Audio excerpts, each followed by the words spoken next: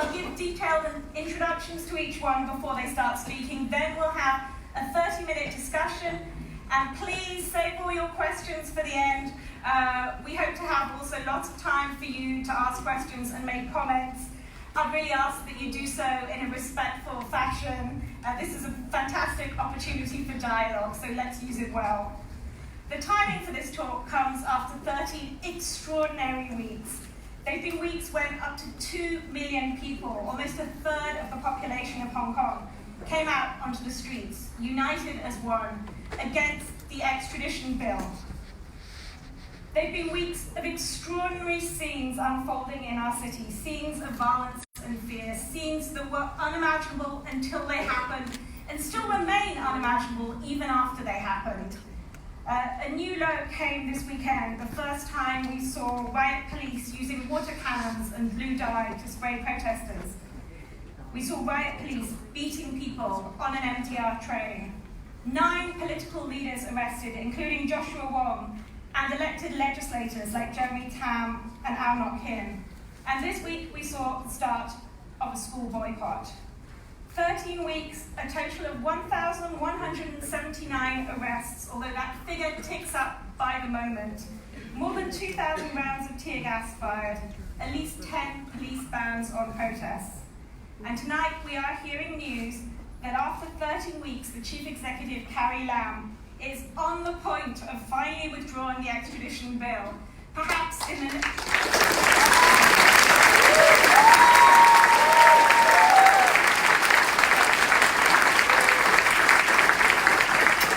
within the next half an hour. But will that be enough?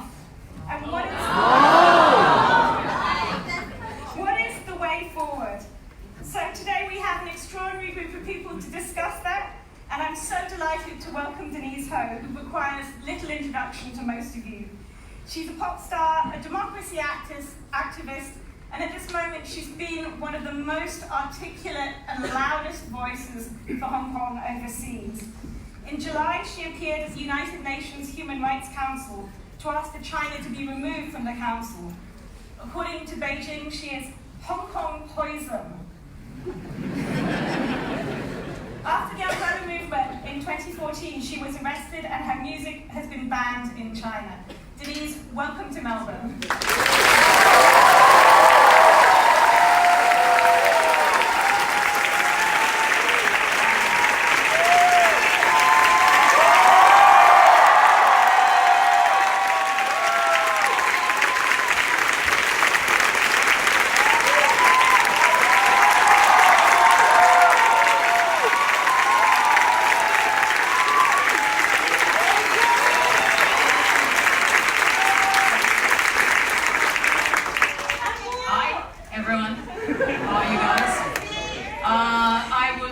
To also introduce the 2 other guests who have been here with us.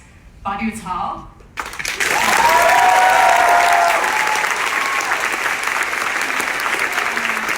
actually just met him this morning, but I'm falling in love with him because he is amazing, and he's going to tell you why later on. And also Cliff Hamilton.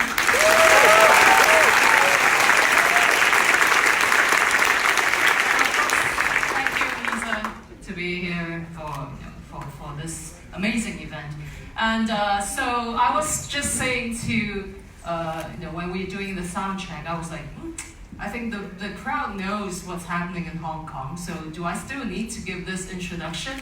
Should I just be singing a song? That would be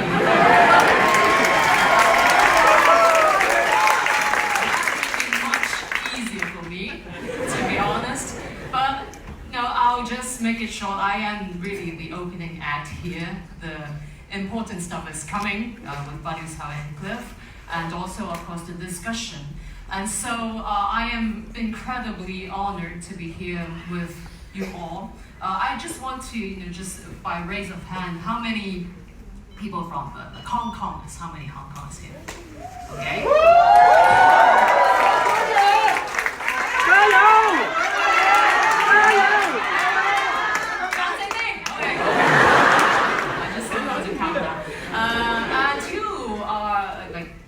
Australians. Okay.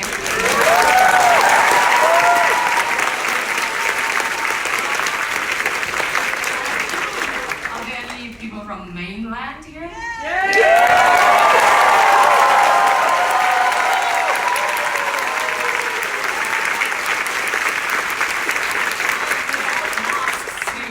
That is a great thing. Thank you so much. Okay, so I will make it short and we'll get into the discussion very quickly. Oh, sorry, Taiwan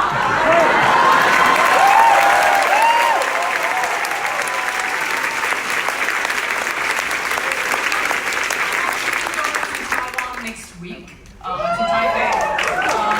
And so if there's any messages or stuff that you want to bring back to Taipei to your relatives, I'll do that for you. Okay, so I'm here to tell you about the situation in Hong Kong. Okay, that's enough. Let's save it for later. So I'm here to tell you about the situation in Hong Kong. I'll just give a very brief introduction of what has been happening since early June this year. So, as you have probably seen on the news, we have been having these huge protests in Hong Kong. The first one was on June 9th, which we had 1 million people on the streets because we were protesting against an extradition bill that was to be amended by the Hong Kong government, which if it did, then people would be potentially extradited to China. The firewall that existed between Hong Kong and China would have been removed. So today, we have heard that the news coming from Hong Kong that finally, after 3 months almost, our chief executive is finally deciding to do that. Personally, my comment on that is that it is a bit too late for that, a bit too late, and also a little bit really not enough in face of what we are actually facing at the moment. And so we'll discuss about that later. So what happened in June? We had 1 million people, and then no response from the government whatsoever, and then 2 million people came onto the streets, and still nothing from the government. And so what started out as a very, very peaceful protest, the 2 million people protest was on June 16th. I was in the front lines and I saw absolutely no police being there to control the situation, and we had no violence whatsoever. So Hong Kong people have demonstrated our level of civilization. We are highly educated and civilized people, in spite of all the smearing campaigns that have been going on by the propaganda machine, which is the communist government. They have been trying to frame us as a violent protest asking for Hong Kong independence, which is absolutely not the truth. We have shown that we are able to be largely peaceful, and with even 2 million people on the streets, no glass was broken, no cars were broken, anything.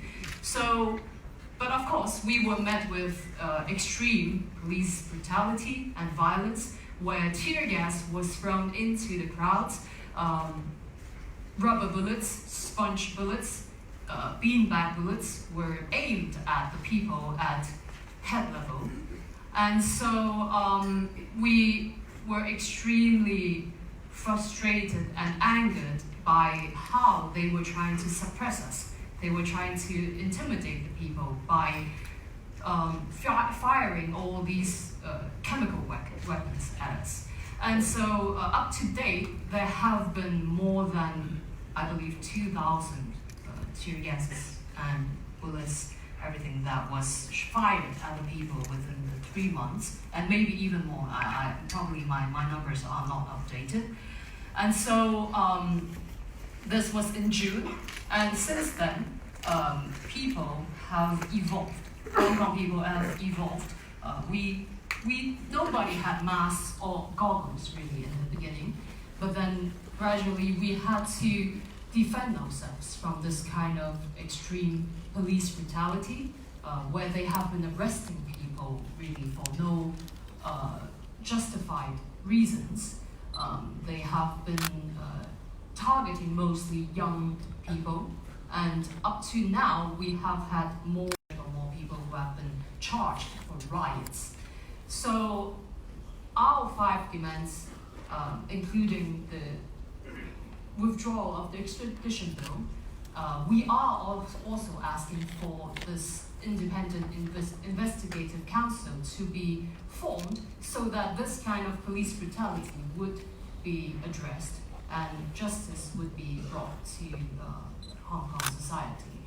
And so you see here we have had even this girl. She is a first aider.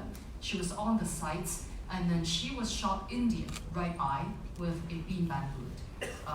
And evidence has shown that the shot was fired from a higher level than the people were.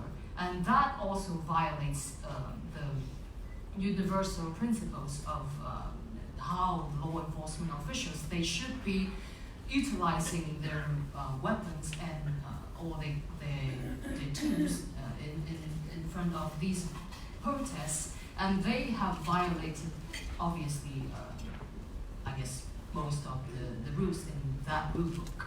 And so, of course, probably you have seen images on television where there have been fires that have been set on the streets, and that has been something that the communist government, they have been utilizing to target this as a mainly violent protest, which I would like to explain a little bit here, because as I have explained just now, there wasn't anything, really no violence in the beginning, but then why this has gradually escalated into this kind of confrontation, it was because of the way that the government, they have been hiding behind the police force and really turning the whole Hong Kong society within these 3 months into a police state. So we at the moment are in face of a humanitarian crisis where the police are really just doing whatever they want with the people. And so the youngsters in the front lines, they have, unfortunately, we have had to escalate our defense also. And there have been this slogan that is the following: it was you who taught me that peaceful marches are useless. So we have 1 million people, 2 million people, and then 1.7 million people on the streets, and still no response from the government. And that was why the people in the front lines, they felt the need to protect the people in the back. One of the youngsters, they actually wrote this testimony on Facebook, saying that the reasons they have resorted to more aggressive means was because they wanted to protect the people who were behind them. And so this is a sense of brotherhood, sisterhood that has been very, very moving to witness among the people, where you see there have been not only young people really, but elderly people, middle-aged people who have stood up against this sort of police brutality and this police state that we are in. This is a man who, because there was confrontations on both sides, and then at some point the police, they put up their guns. There were 3 guns that were put up, and then this man, he decided to step in between to ask the police to not shoot. Like that's the exact wording that he shouted out: don't shoot them. So I really want to address this and to give you a sentiment on the ground. It is a very wide spectrum of participation from the people. It is not only young people who are on the streets. It is everyone who believes in these freedoms and human rights that have been promised to us by the Chinese government in the one country, 2 systems. So that is what we are asking for. We are not asking for Hong Kong independency. We are asking for the basic law, the one country, 2 systems, to be respected. For our autonomy that was promised to us in the 80s with the Joint Declaration, by the leaders in China for this really to be respected. And so a lot of people have asked, how has this movement been able to sustain itself during these 3 months, even though we are a highly decentralized movement, we are totally leaderless. And the reasons behind that is because we have an amazing generation of youngsters who are capable of finding solutions. And so the background to this is that we had an umbrella movement 5 years ago, where we had a few organizations calling the shots and really leading the crowds, but then it failed because that kind of structure was actually slowing down a lot of decisions, and with the government really giving us the silent treatment in not doing anything and just letting the occupation die down by itself, we came to an end within 79 days. And so this time, we have learned from our mistakes from 5 years ago, and it has exploded into this huge comeback of Hong Kongers with the help of the internet. We have 3 specific tools that we have been using. There is, for one, an online forum that is something like a Reddit, where people can pitch ideas and strategize on their platform, and then others can upvote or downvote these ideas. So those ideas that have been upvoted the most would be taken into action, and then really it's very automatic, and it's very unique to the Hong Kong people, who are very flexible and very very motivated to make things happen. So overnight there would be posters that would be designed by anonymous designers, and then these artwork would be spread onto Facebook and social media like Instagram, and also mainly on Telegram, the app, where people can have their be anonymous, but still we can form groups and channels that can help to disperse these different tactics and different strategies, and also these kinds of artwork. So one of the successful campaigns that happened was the stand with Hong Kong at G20 summit, which in hours they were able to crowdfund I think a few million Hong Kong dollars, and then that was used to put up ads, front page ads in newspapers worldwide. So these were in Korea, in the UK, in the US, probably in Australia too. And so that is how this has sustained itself. And of course, because we are decentralized and there is no particular leader that the government can address or target, so this makes it into a very, very interesting movement, where sometimes things happen very quickly, and then tactics can be changed instantaneously, by the hour, and sometimes some events can be cancelled because something might have happened. So this would, in return, maybe sometimes they would make mistakes in their actions, but we can recover very quickly, because this is a generation that is able to reflect on errors that have been there, and they would come up with a different tactic or a different solution very, very quickly. And so, of course, the creativity goes onto the streets with the lantern walls, where people have been using post-its to create all these walls in different districts of Hong Kong. And we have this very, very important motto that came from probably the most famous Hong Kong actor ever, Bruce Lee, which is "Be Water." And this is also our title of this tonight. And the mentality is really to be water, be solid, or very flexible and solid at times, and the fluidity comes in at very critical times. So we do not hold on to anything. we do not, and that makes it very difficult for the government to clear us off, because we could come and then we could go and then we come back again at another time. And so, as I said, the kids, they have used all sorts of creativity, even on the front lines, where they have used signs to create some shields for themselves with these bottles and cardboard shields that they have improvised.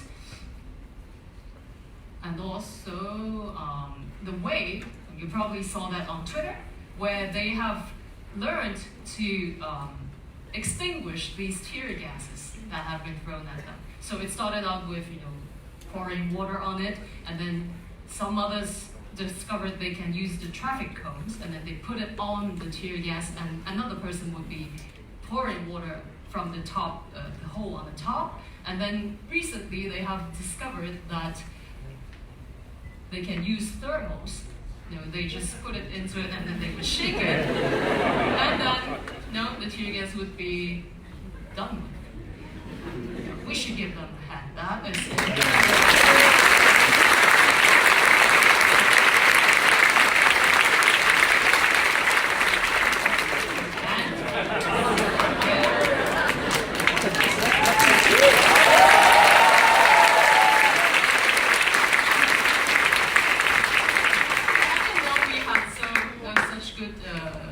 active people in Hong Kong, so tennis rackets, and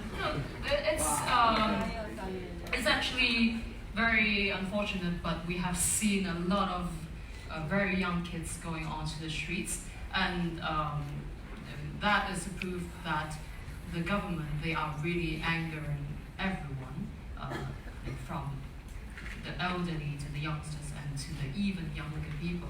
So this is something that we really have to address as a global community, because as people, you all in Melbourne, you have experienced this kind of suppression that have come from the government, where we are seeing this situation in Hong Kong, this kind of suppression of self-censorship that has gone into different areas of the world. And so, also to give a very quick update, we have the recent evolvement of the situation. We have had arrests, escalation of arrests that have been happening with high-profile activists and also legislators, and then we have been met with water cannons in blue dye. But of course, the kids, they found solutions to that also, with baking soda and such and so on. And the level of police arrests and brutality have also escalated. We have seen arrests going on even in school districts, where because we are in a student strike right now, and there have been police going into school areas where they have arrested secondary kids, and who have done nothing really. They were just standing there, and they have gone into MTR stations, really just beating up people who were just passengers coming into the station, because they got a call from someone else, and then they just barged into the station to beat up people.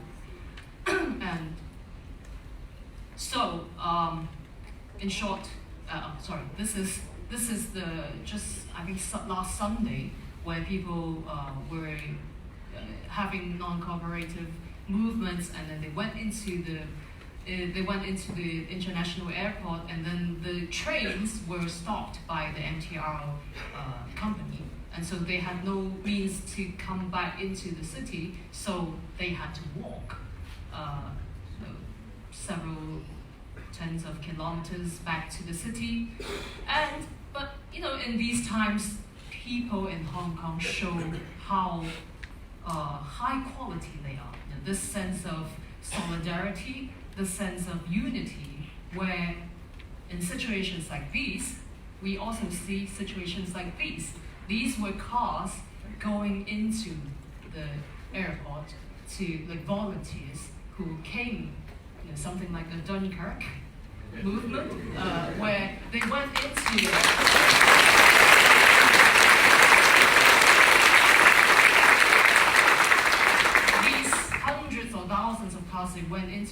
to pick up the kids, to show them support. And so we are at the moment where Hong Kong people are together as one. And I believe that this does not only it's not only proven within the people in Hong Kong, it's also people from overseas, like you all, people in Melbourne, in Sydney, Canada, US, everywhere really. I think we are all one community, and I would really like to thank you all here tonight. You are doing something very, very important just by showing up, really. This is something that is giving support.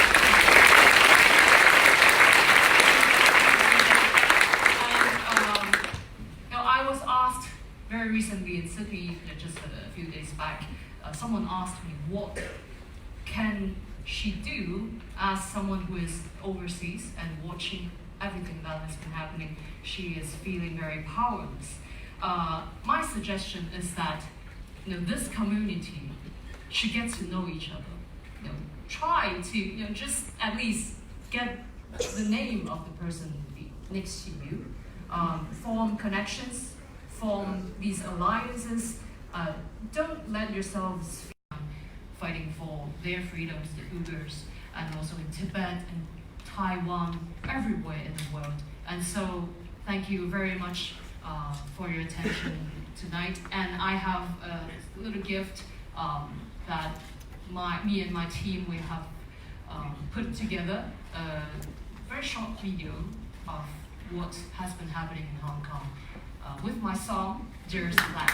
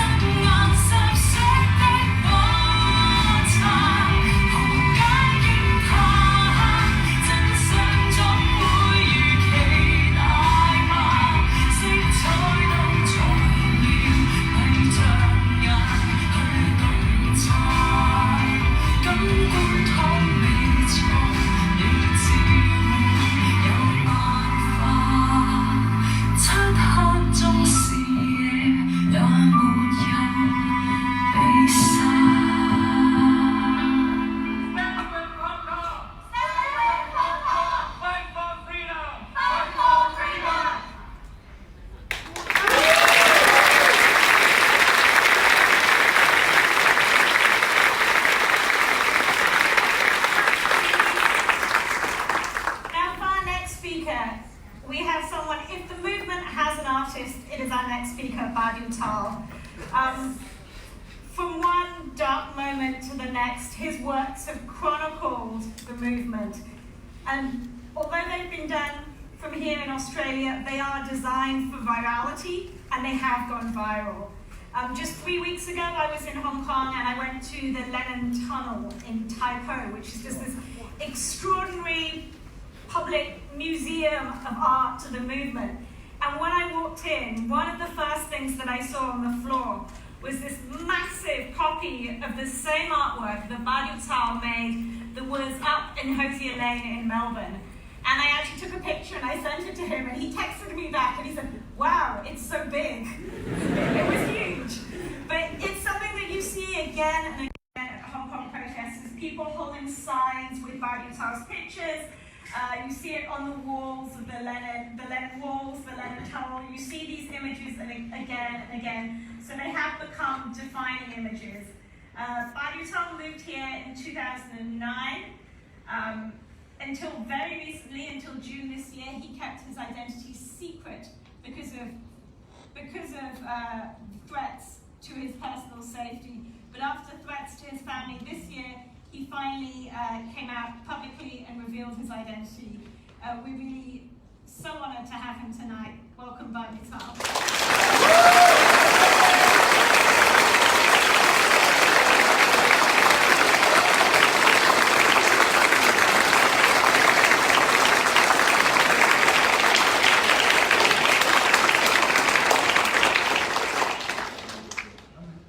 Hi everyone, thanks so much for coming here. I think firstly I would play a little clip which is actually the trailer for my recent released documentary, China's Afro Dissidents, so you can have a visual idea of who I am and how I came here tonight.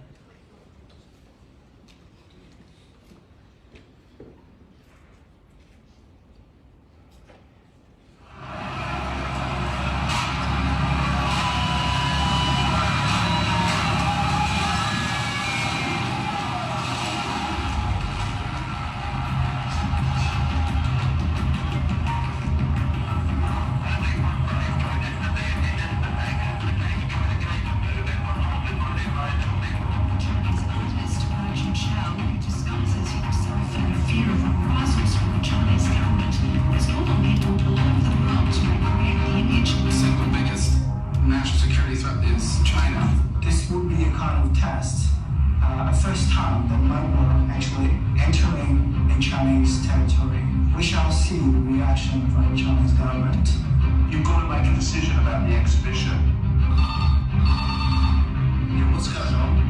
I think he's fucking terrified. I don't know his name, whatever he is. I've never known him. No, and neither do we.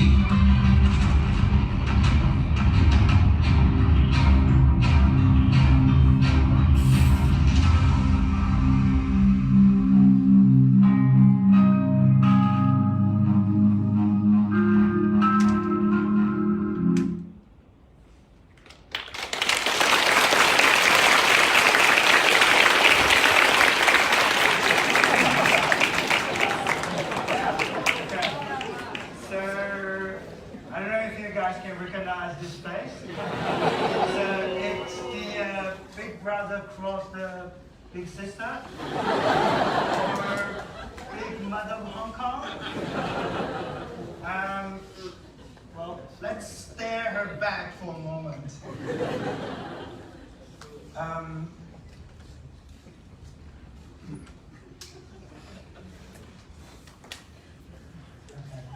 So, actually this is the poster for my Hong Kong exhibition supposed to be happened in the end of last year. However, 3 days before the art exhibition, the police in China find out my identity, and they visited my family in Shanghai. They actually take my family member to the police station. And they're delivering this threat to me by my family to say, Badiucao, you're going to cancel this or to your family. and a very hard group decision was made. The show was cancelled. It is a very hard experience for me. It's a double kill. Because firstly, a very important show is cancelled. Secondly, I have to realize that the only protection, which is being anonymously, has been taken away from me. And now today, I'm showing you guys my face, standing with you, and telling you we should fight back.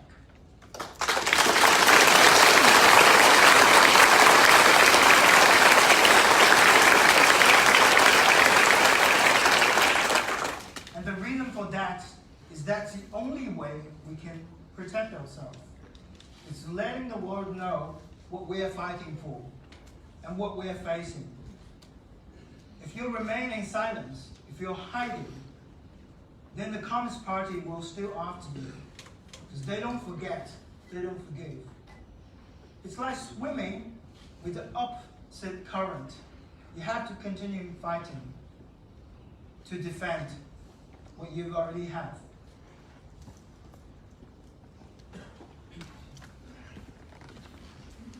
After my show cancelled, I received a lot of help from Hong Kongers.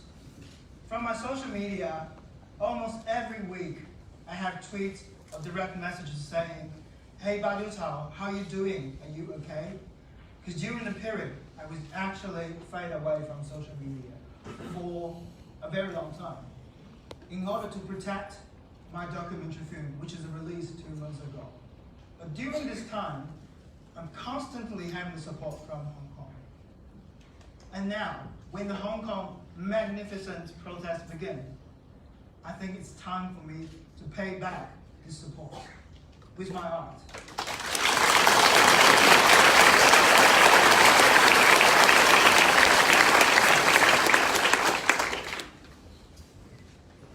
I don't like Trump, but I do have his Twitter habit, which is the major way that I can get access to all the information from Hong Kong. So my daily life after the Hong Kong protests happened is like getting up on mobile, tweeting, seeing news, and finding the most iconic image or incident and turn it into artworks. I examine all the artworks that I have been done for Hong Kong. I think I find 4 patterns. The first one is I do a lot of work about Caroline. You know, sometimes I can be a really lazy artist. And I particularly like to draw Caroline because I don't need to do a lot on her face. You know why? Because she basically do not have facial expression.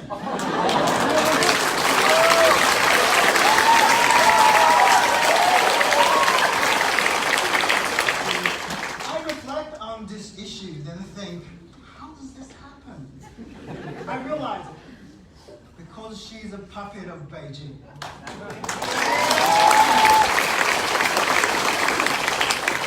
Puppets. You see them moving limbs, torsos, legs. Usually they don't move their eyes or mouths. So for me, it's really easy to do Carrie. With her hairstyle and a pair of red gloves. That's her.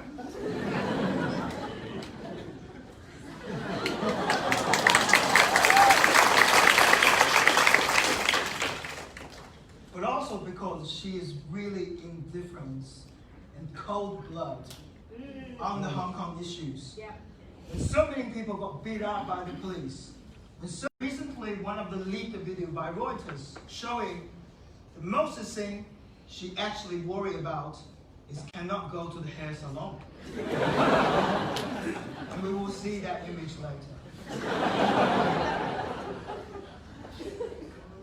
This one is not an easy one for me to do because that's resembles the girl who got shot in the eyes, who lost her eyesight. But I want to do this to make it achieve on the face of Carrie. Yes, she's not the one to pull the trigger.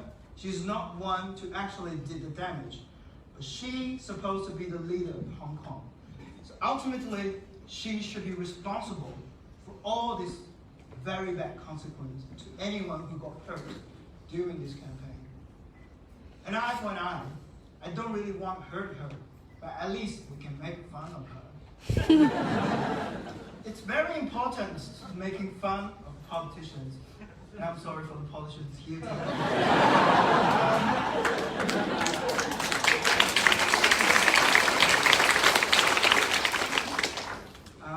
It's not personal.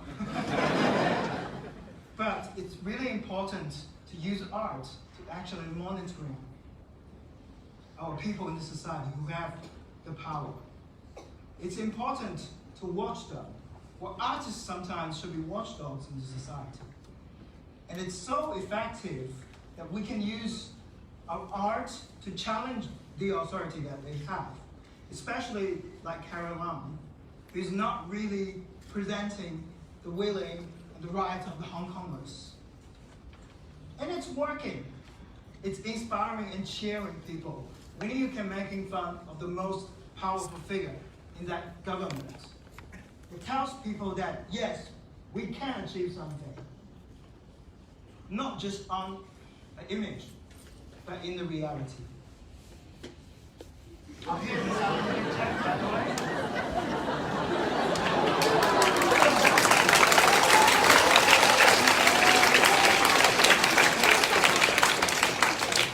I mean, Hong Kong people have 5 major demands. And this is Carrie's one. Carrie don't care. But it's very problematic when you have a leader who is not really thinking about his people. So I did this to her.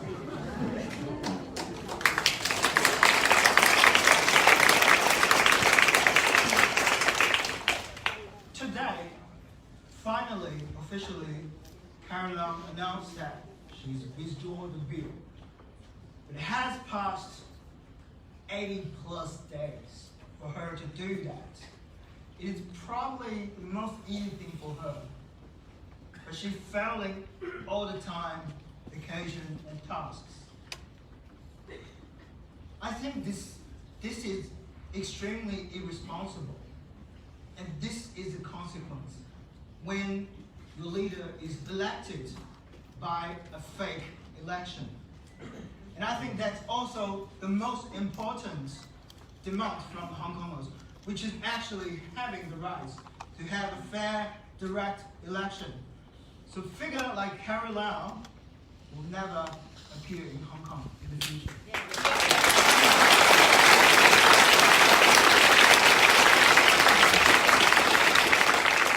Let's hope this time the bill is really bad. Next, Popo. It's not a nickname for hippo, okay? It's when Hong Kongers describe the police. Hong Kongers are lovely, you know? They don't like swirling. Only the police will do that.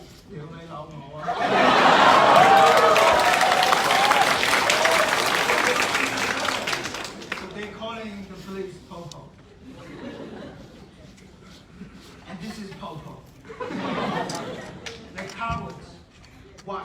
They think they have the big gun, right?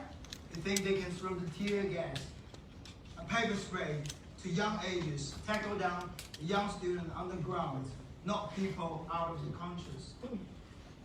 Does that make them powerful? No. It makes them weak. It makes them cowards all around. Only when power comes with responsibility, that makes it real power. When they are abusing it, they have losing the rights to use it. They're really rude. They do middle fingers to the protests all the time. However, our lovely Hong Kong people have this Hong Kong version of middle finger, which is this gesture. I think most of you will know. It starts from an incident when the police brutally tackled down a protest. The police was actually hurting the protesters' eyes. And within this wrestling, the protest accidentally bit off one of the fingers from the police. And this is the finger. And after that, this gesture became the new middle finger in Hong Kong. And I think it's much better than the first version. So I did this cartoon. Sometimes in Hong Kong, you can't really tell who is the mafias or the traitors or the thugs, who are the real police, because they collaborate together. And this is a very, very nasty situation in Hong Kong. They're accusing the protesters of being violent, but in the meantime, they turn their eye shut down when they see the triads attacking the protesters in the tunnels or on the streets. They're real powers, and they're the enemy of the people. This is a cartoon that I did recently.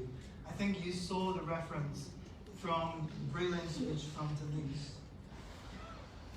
This is probably one of the most difficult images that I draw through the entire movement.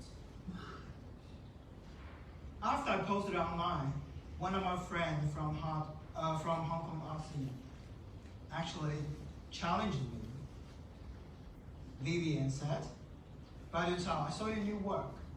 I don't think it's powerful enough to represent the real tragedy of the Hong Kongers from that night when the police attacking them inside of the metro train."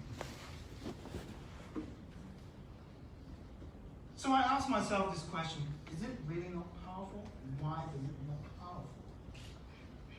I do think, compared with the image, it is lack of the impact. And the reason for that is I think I'm suppressing my emotion because that image is too damaging. I feel like traumatized. So unconsciously, when I'm creating this work, I choose to not fully express the feeling, the sorrows, the horror within. It's a self-protection mechanism kicking in. And if me, silence my voice, feel like traumatized by an image like that, what's the feeling of the people on the site? The parents, the brothers. This must stop. And the worst thing I think the police do is also they're stopping the medics go to the scene, to helping the people they've already beaten down. Like Denise said, this is a humanitarian crisis we're facing now. It's not just a wrestling between different ideologies or political systems. It's fundamentally damaging the people there. And finally, let's talk about brilliant Hong Kongers, the protesters. I put a lot in my art. This is the very first cartoon that I did from the very beginning of the protest. I'm referencing the tank man, and I'm showing the image of this guy holding an umbrella. A couple months after, we saw this scene become reality. When a guy is holding an umbrella trying to stop a police who is using the real ammo in the real gun. This is devastating for me, because art is supposed to be exaggerating the reality.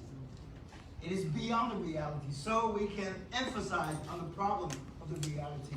But the bloody reality catches up. It makes me feel powerless. But these guys giving me power. This work is called Hong Kong Picnic. It's referencing a very famous photo when a very young girl was meditating in front of a group of police, firmly and fiercely holding the shield. Look how calm she is. She's not afraid of them because she knows what she's doing is justice, is right. I witnessed the greatest courage from anything that I've ever experienced. We have single protests going in front of the police. And you guys have to know these are not water that he is trying to defend or combat. These are paper sprays. These things burn your skins. How much courage would it take for a guy to do this? And sadly, with this very intense atmosphere in society, Hong Kongers are experiencing, I think it's almost like a common depression. And we lost several young people due to this suffocated environment. And this work is for the first gentleman who actually killed himself in the very beginning of the protest. I want to use this work to honor him and everyone else who has sacrificed himself for this great movement. And it's because of this situation that makes the people angry and makes the people want to escalate the situation so the government will respond to it. But really, all the Hong Kong kids have are eggs. And what they're facing is the cold, hard rock wall. But they're there anyway.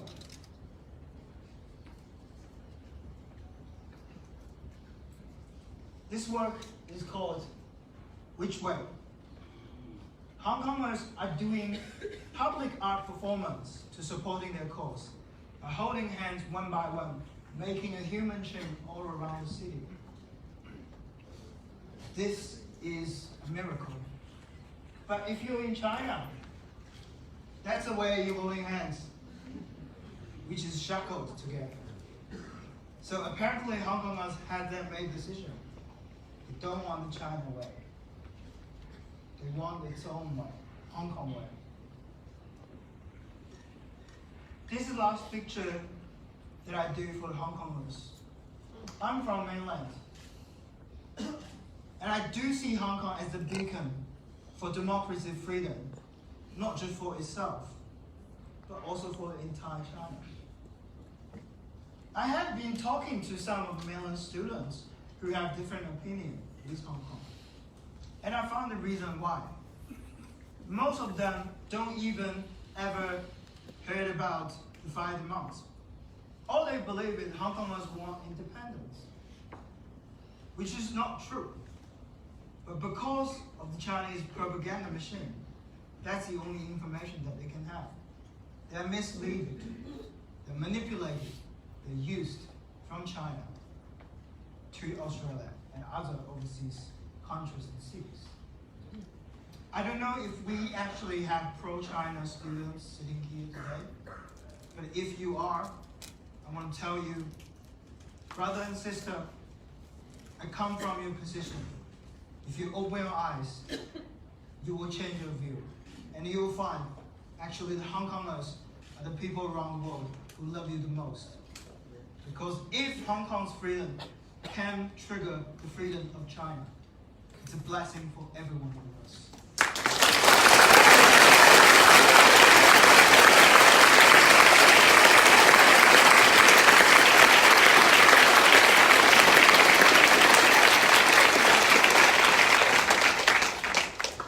Lastly, I want to talking about a special new word that I designed for Hong Kong. I'm calling it the Lennon Wall flag.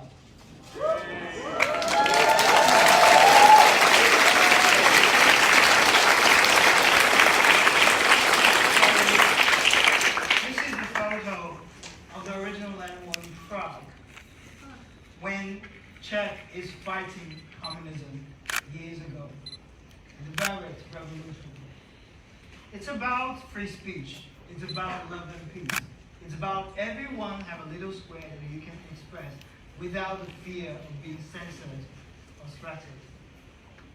And this is the Hong Kong version in 2004. Hong Kongers are brilliant, and this form has been adapted all around the world. This is the cartoon that I did for the Lemon War. I think we shouldn't just put in the notes in public space. We should also put them on the leader's back, so they can know what we really want, what we really want to say. We need to force them to listen. And this was our Melbourne Lemon War in the beginning. That's 1 hour after. So bravo.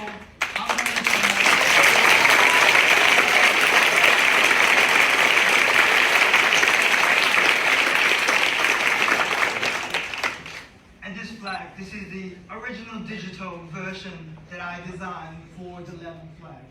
I want to take in the very essence of all these post notes, the colorful post notes, and just simply put them together as a new icon for Hong Kong.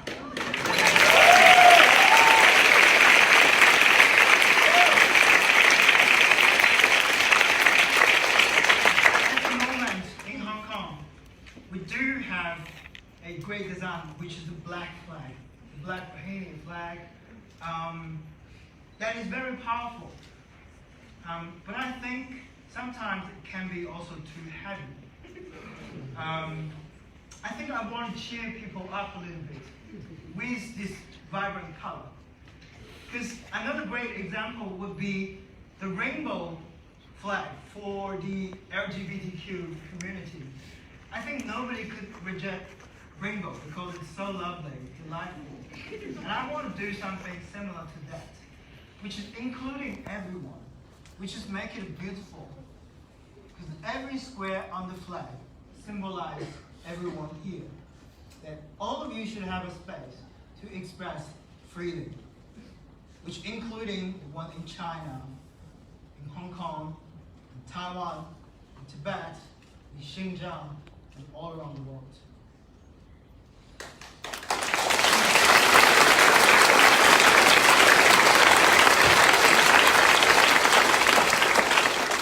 This is the last picture. This is a photo from Hong Kong. And I hope this flag could actually go to Hong Kong, become a figure, an icon for the Hong Kong movement. And I will give this as a gift to Denise. And hopefully,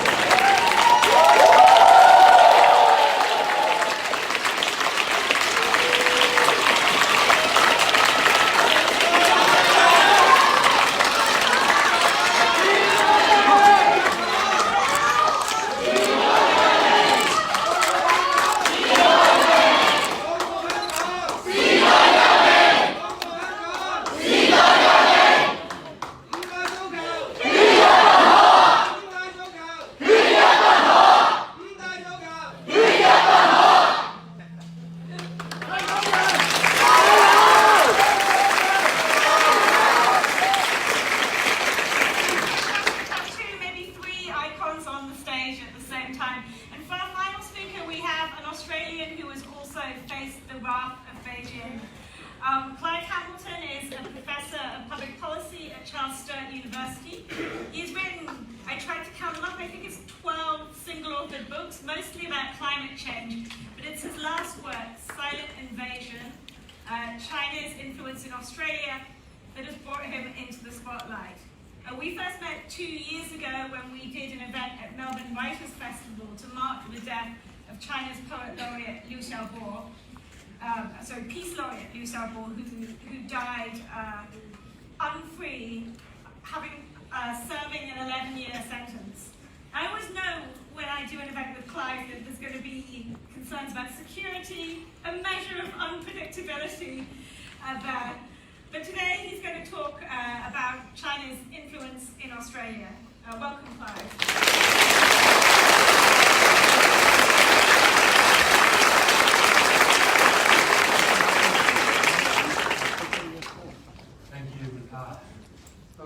that introduction for everybody coming to this wonderful event. I've been asked to talk about what Hong Kong means for the rest of the world and Australia in particular, because we are all in the same boat. We're all the targets of Beijing's influence, interference and control. And outside